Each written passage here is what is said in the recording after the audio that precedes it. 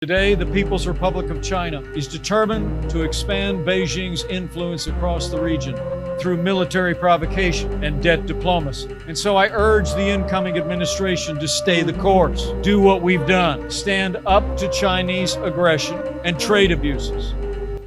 As a new American administration prepares to take office, we do well to remember, as Americans, that the price of freedom is eternal vigilance, and that a free and open Indo-Pacific is essential to our prosperity, our security, and the vitality of freedom in the world. After generations where America and our allies defended the freedom of navigation and the interests of free nations across the Asia-Pacific, today the People's Republic of China is determined to expand Beijing's influence across the region through military provocations and debt diplomacy. And so I urge the incoming administration to stay the course, do what we've done, stand up to Chinese aggression and trade abuses, stand strong for a free and open Indo-Pacific, and put America and our freedom-loving allies first. No true supporter of mine could ever threaten or harass their fellow Americans. If you do any of these things, you are not supporting our movement, you are attacking it, and you are attacking our country. My fellow Americans, I want to speak to you tonight about the troubling events of the past week. As I have said, the incursion of the U.S. Capitol struck at the very heart of our republic.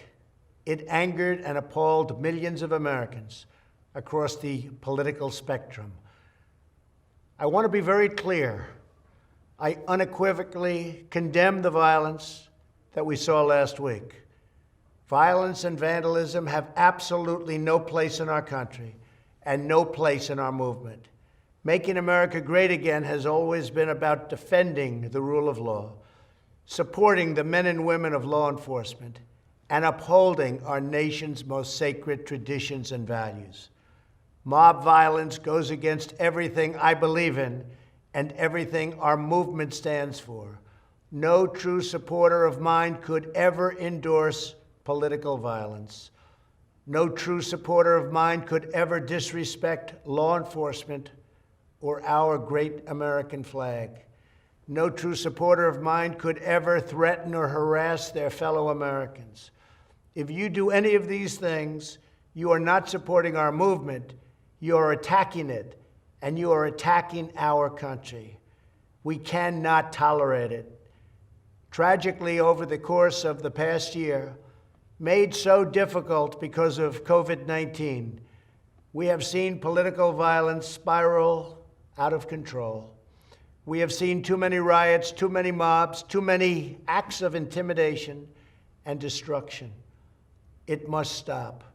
Whether you are on the right or on the left, a Democrat or a Republican, there is never a justification for violence.